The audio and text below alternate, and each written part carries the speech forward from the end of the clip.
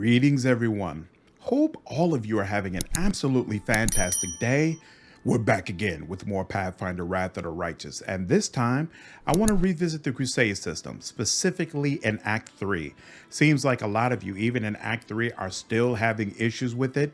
Hopefully I can provide some information that's going to make your playthrough a little bit smoother. So you get access to this right from the beginning of Act 3, and there are a couple of things I feel like you should be focusing on right from the beginning. First of all, the system works a little bit differently than Kingmaker. In Kingmaker, you had advisors who were responsible for different sections of the Crusade. This time you have councils, and these councils basically collectively are responsible for different aspects of the Crusade. You want to prioritize ranking up these these different councils that you have within the Crusade. So if you click on rank up here, I don't remember if you had rank up options right from the beginning, but if you don't, after venturing out, you will very shortly get options to rank up different sections, especially as you start doing things. You want to prioritize that, because what happens a lot of times, especially if you're ranking up military, you will get the option to also upgrade a specific aspect of the Crusade. And many times these upgrades will make your Crusade battles easier. So you want to definitely prioritize that. And I'll also get into what type of units I feel like work best. Now, there are different ways to help level up each council that you have. So for, of course, the military, it's all about fighting. For logistics, I think it's about building, how much stuff you're building. So just look at this, make sure that you're doing the decrees that come in, and then right when you get those rank up options, go ahead and do it. Sometimes I even quit out of decrees that I have running.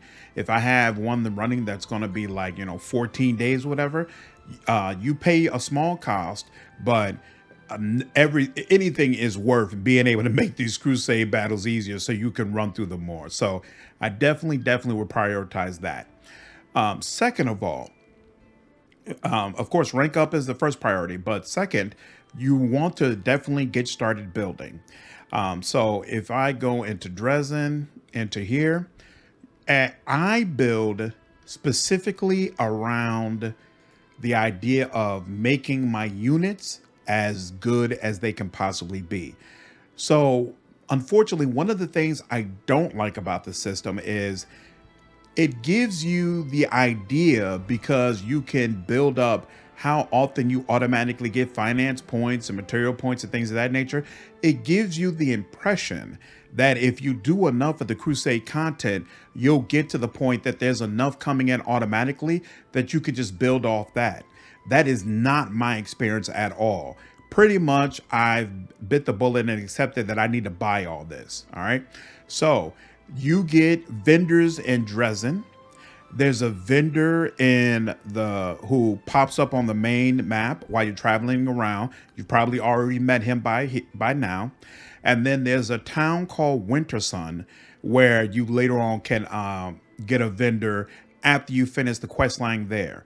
Those are the only vendors in Act 3, and their equipment does not update as you get further into the act. So once you know that you've bought everything that you need from those vendors, dump the rest of your money into here. Just every time you come into here and you need something, just go ahead and buy the finance points, buy the material points, and just accept that you're going to spend most of Act 3 broke. That's the way that pretty much I'm doing it. Now, I'm doing that with the knowledge that, of course, you're going to be able to loot a lot better equipment in Act 4. That's going to help you not only upgrade what you have, but also be able to sell it so that you can buy more of the stuff that's in the stores available in Act 4. So will this process hurt me? I don't know. I don't think it will. I think there's kind of an expectation that when you go into Act 4, you're kind of starting from scratch. You're just going to have to build back up your money anyway. So your mileage may vary about whether or not this is something you want to follow. But that's the way I'm doing it, because, again, I want to make this Crusade system as simple as I possibly can. Now, me personally, I'm focused on magic. So that's why I have 3 of these alchemist laboratories. It's going to give a lot of extra energy for my generals because I'm fireballing, scorching ray, and ice storming every single thing I possibly can. So the more energy my generals have, the better. Then I also have a couple of arsenals there, which is going to help with the AC for all of the trainable units. So basically, you want to place things in a way where you have the barracks or the archery range, which are going to increase how much you can recruit a particular type of unit. You want to place those around something that is going to make those units better. But you still want to mix in some things that are going to help your general based upon whatever play style your general has, whether they're based around range or melee or whatever. And then I just sprinkle in a couple of things for quality of life. So I did put in a couple of hotels because I wanted a larger infirmary size, and then watchtower, things of that nature, right? Now, that's all Drezen, and it's going to take a while before you feel like you've had most of the slots built out in Drezen. But what the game doesn't really tell you to do, that I strongly recommend you do, is every time you take a demon fort, you're going to get one of these little forts here, and you can actually build upon them. And I feel like definitely that's something you should make a priority. So, let's go like way down here, right? Someplace where usually I would have to travel all the way from Drezen all the way down here, and it's kind of annoying as hell.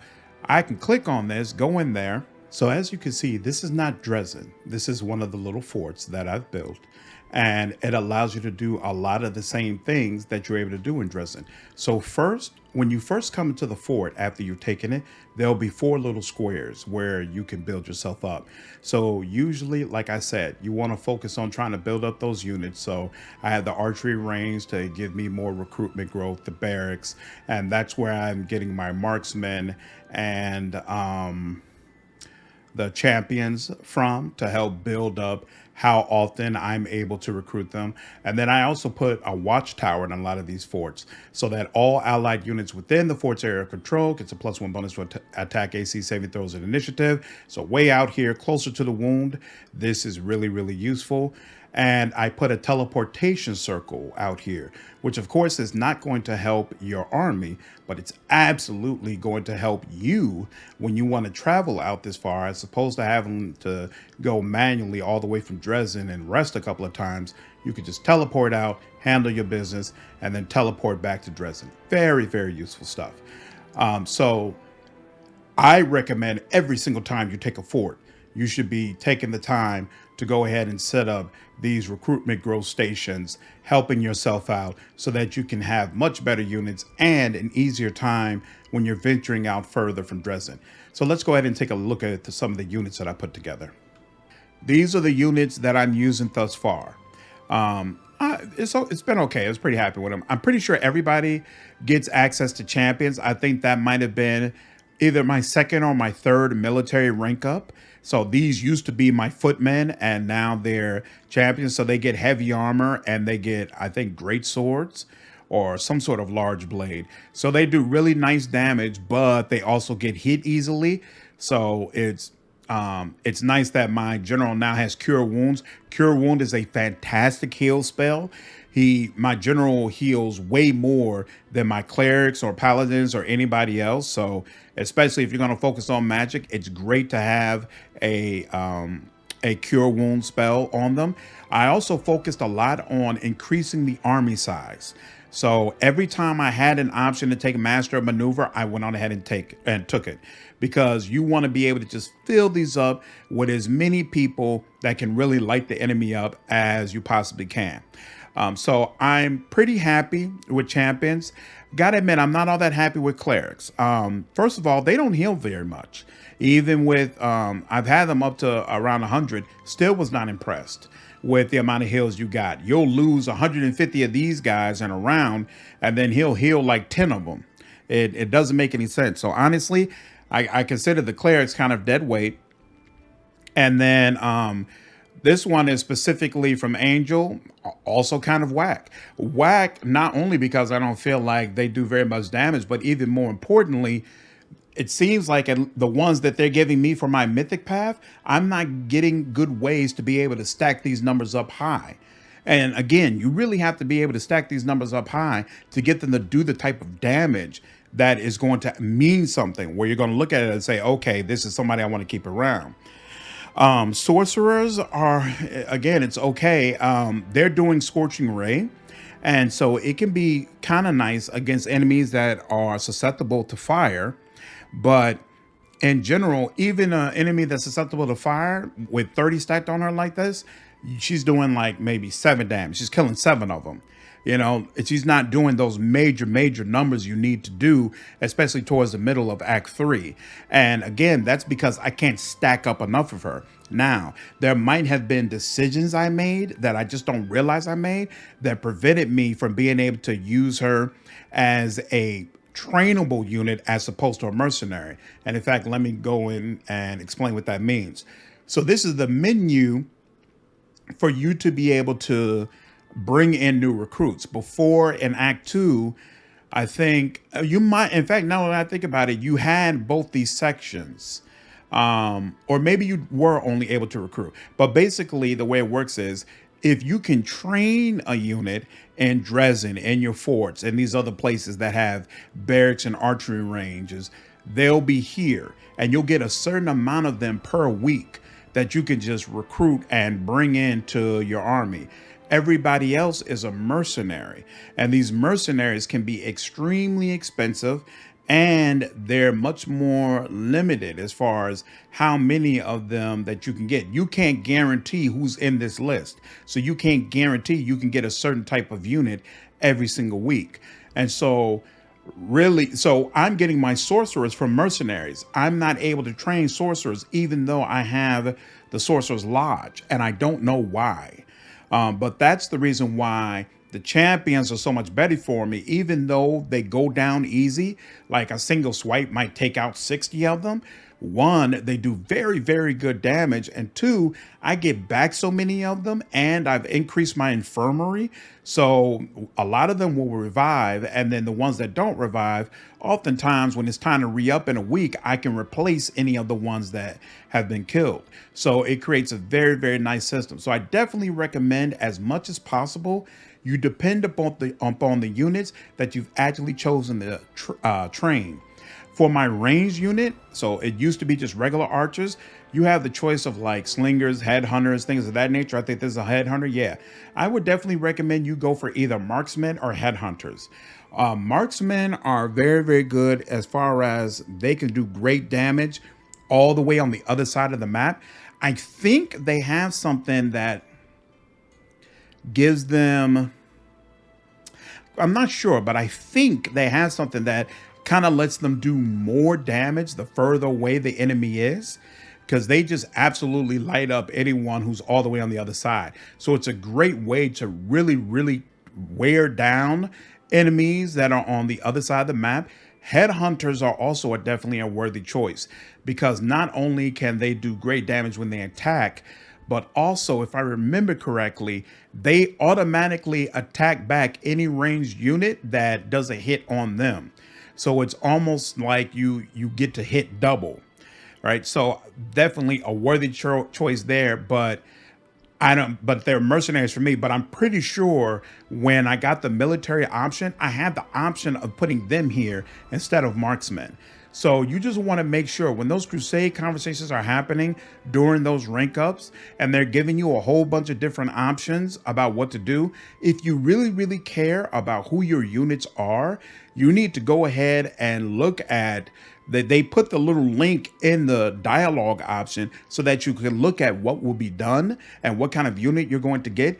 Take the time to look at those units, right click on them, look at their stats, look at the description of what they're going to do, so you can figure out what your own play style is. Me personally, again, I feel like ranged and magic are king, and therefore you should be focusing on that. Range for magic for your general, range for your units, but you still need some frontline units in order to keep the pressure off of those ranged units.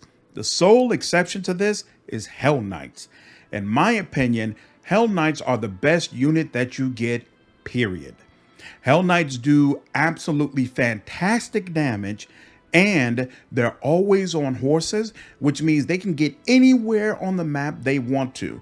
I haven't seen any other melee unit that I feel like actually compares to them. And even though they're mercenaries, you very, very consistently get them in this list, and they're very, very consistently economical to get. So it's, as you can see, I've got them stacked up very, very nicely, and it wasn't difficult at all. I just had to make sure every week when it was time to re-up, make sure I pull some Hell Knights down as well. And they've been available almost every single week. So really, really good stuff. Paladins also do really nice damage, and they're immune to fear and disease. So they could be nice, but Paladins are also expensive as hell.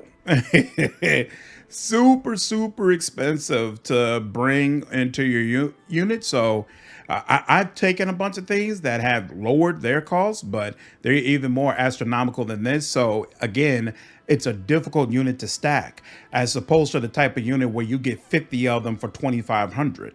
You know, so that's kind of what you need to go through and look at when you're trying to decide, okay, how do I want to build this up? But if you're focusing on these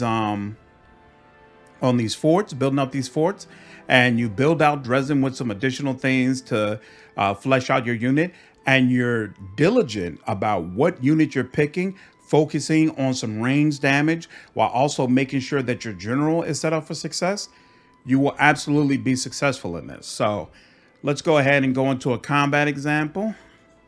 I'm level 9, they're level 9. I don't even know who's in here. 1 second, let's see. Okay, so we've got 2 sets of headhunters, and we've got these guys in the middle. So it also helps to understand the units that you're facing. So I know this guy, he's got to be in melee before he could do anything. So I'm not worried about him right now. This guy is a summoner, a little bit annoying because he's going to put an extra combatant on the field. But honestly, I'm not worried about him either, because neither he nor his combatant does all that much damage. The headhunters are the biggest threat. They're the ones, that's the one weakness of marksmen as well. Your marksmen, when they get targeted, they can be wiped out very, very quickly. Your sorcerers too. So it's good also to make sure that they have some really nice initiative. That's another advantage of building those watchtowers.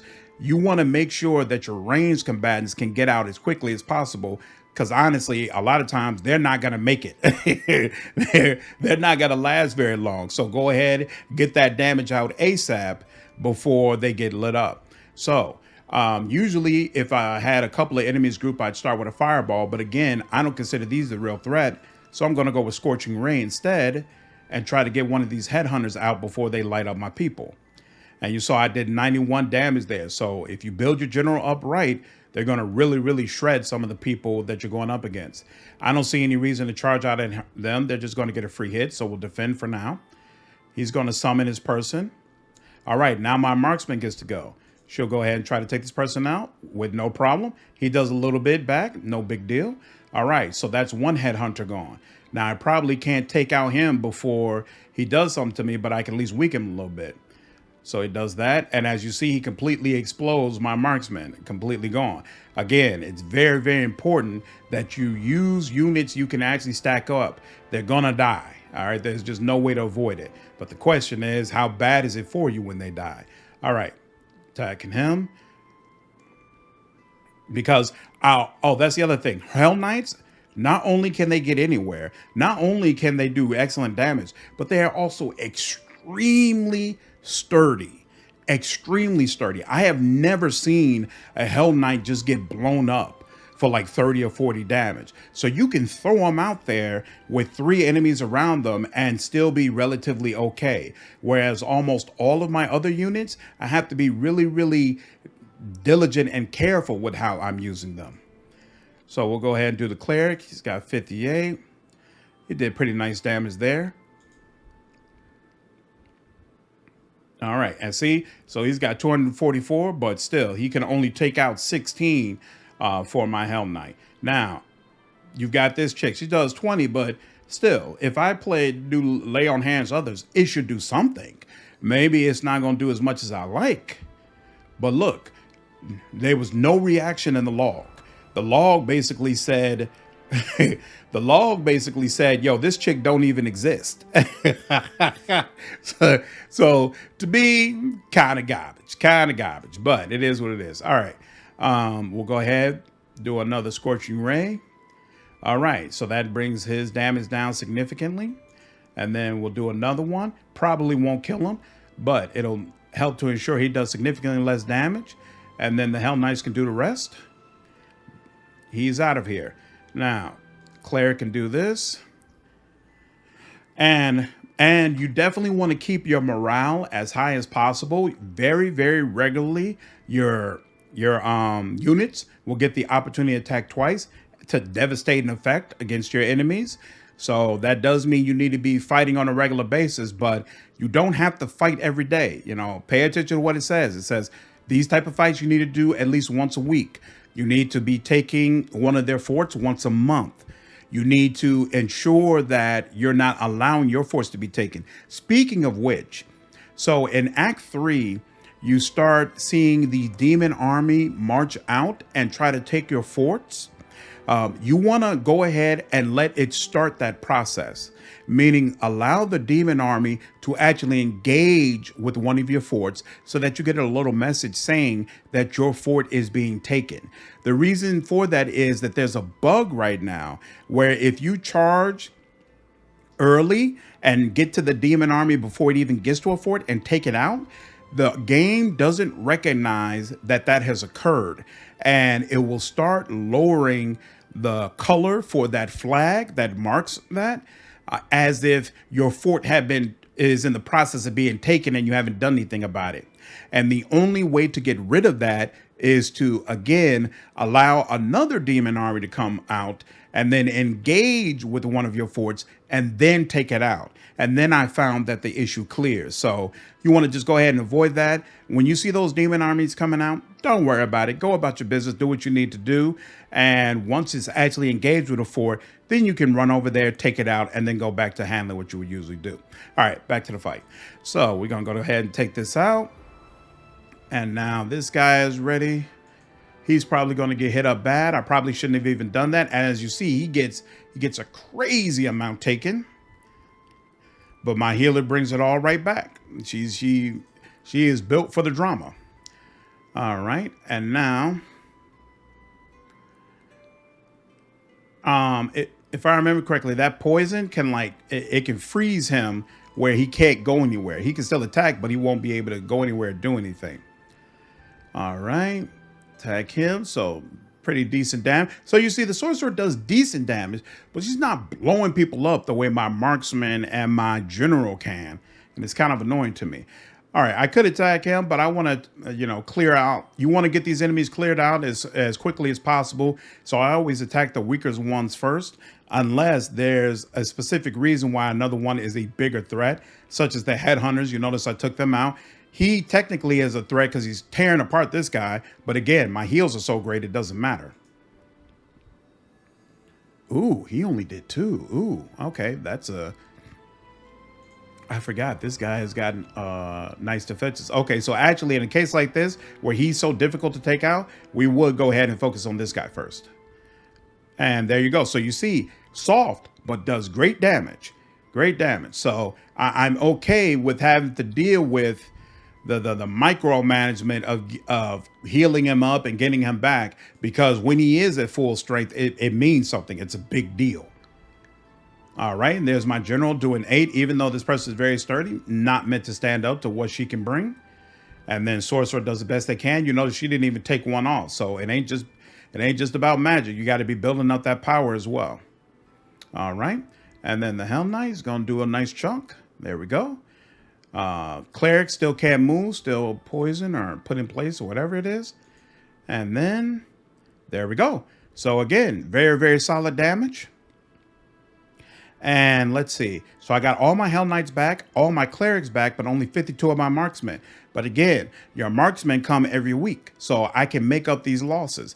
but you see the advantage of expanding out your infirmary. You're going to get hit. That was a relatively easy battle. You know, that wasn't, it wasn't difficult. I wasn't on the edge of my seat, but I still lost a bunch of people. It's unavoidable to take losses. You just got to be able to deal with it once it happens. And then, of course, I can level up. So as you can see, I took a Spellcraft 1. I have Scorching Ray. I've been taking Master Maneuver every single time I possibly can. Took Cure Wounds to be able to heal my units when they get very low. Magic Reserves increases my energy level. Magic Channeling increases my energy recovery, so allows me to be able to do to go through more fights in a short amount of time. I also set my general up to get 10% more experience points because, again, my general is my general. It's my most damaging unit. It's my best healer, so I want the general leveling up as quickly as possible. Most of my fights start off with a fireball. Usually, I throw a fireball at the largest collection of units in the back line. I throw out damage with my ranged and my sorcerer. Then I have all of my melee people defend, because by having all of them defend, you force all the melee units to come out to you in order to do damage. And a lot of times they come out right into the middle of the map anyway. That means at the start of the second round, I could throw out a fireball again. And oftentimes I'm hitting more units than I hit during the first fireball. Then my ranged people do another round of attacks because their initiative is higher than my melee people. And then, depending upon the collection of what's left, my melee people come out and do cleanup work. So then you see, I've got, this is all the stuff from things that I've built in forts and in Drezen. So so she gets a +1 attack and defense, +2 bonus to power. She's got the Alchemist Laboratory. Bolt of Justice came from being an angel. And then you see I've got 3 hospitals. So she's got a +15% bonus to her infirmary. So it's basically all about magic damage, healing, and bringing back as many people as possible to life. And then I did get Ice Storm just in case we run into units that are that aren't susceptible to fire. Like there are some units that are immune to fire. Then we go ahead and use Ice Storm, and it is very, very effective as well. So that's the way that I approach battles. One other note, make sure you're using this stuff in the middle of the screen. Don't ignore it. It's for you. So if you know you're going to be facing a really, really tough fight, maybe you can always go on here and see what enemies you're about to face. So if you know you're about to face someone who uses a bunch of, poison, then having a bonus on saving throws is going to be a big deal. If I can't imagine a situation where killing them around isn't to your advantage. Having these enemies running away from you, definitely a good thing. And then the fourth one I actually get for being an angel, so I won't show that just in case you all don't want to be spoiled. But I use that freaking thing all the time. They have a 1 week cooldown, but again, what are you saving it for? Ain't no reason to be saving these for a raining day. Use them and make use of them. So I'll show you one other fight. Well, you know what? This might not work out because I didn't get a re-up, but we'll see how this goes. Let's do it. So this is what? Again, it's a level 9 army, and I'm a level 9 unit as well. They're both holding swords, but I already know that these people have ranged attacks. So this fight could be tough. We'll see. As you can see, 9 died on one, 11 died on the other. So they're very, very tough units. So you're not necessarily blowing them up like crazy, but it's free damage. I didn't have to take anything in order to do it. And look, my marksman is able to attack twice because of my high morale. Very, very good stuff. Absolutely what you want. Right. Okay. So I should have went on ahead and walked out because they have the ability to do ranged attacks, but I wasn't thinking. I was going with my usual way of doing things. As you can see, he healed 4 of them. How many actually died? Oh, okay. He healed all of them. He healed all of them that particular time. But most times, like I said, I find the heals that that the cleric provides very, very underwhelming. Excellent. Okay, 14 and 17 dies. So again, very, very, very simplistic stuff. All right, one of them's already taken care of before we even get into melee. One advantage of these units, you know, they don't heal well and they don't do much damage, but they're a little sturdy. They can take a hit. I appreciate that at least. All right.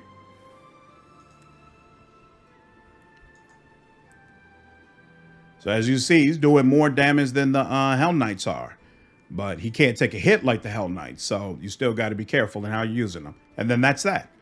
That's that. It's just that simple, just that easy. Magic, ranged attacks, sturdy melee fighters, solid tactics. It'll get you through. It'll get you through. And in fact, yes, since I lost units, I went down to a level 8, going up against level 9, still able to overcome it. All right, so some aspects of this Crusade system, it could definitely be annoying, it could definitely be frustrating. But again, I think if you're paying attention and you're diligent with how you're building it up, you can make this a lot less painful for you. So anyway, I hope that was useful to you. I hope that gives you some information that you can apply to your own playthrough. Let me know down in the comments if there's some aspect of the Crusade system that you'd like me to go into further detail about, or some information I can provide. Again, I'm here to help. I want to make sure that you all are having a great time with Pathfinder. And with that, if you enjoyed this video, please leave me a like down below and subscribe to the channel if you haven't already. I will see you all in the next video. Take care.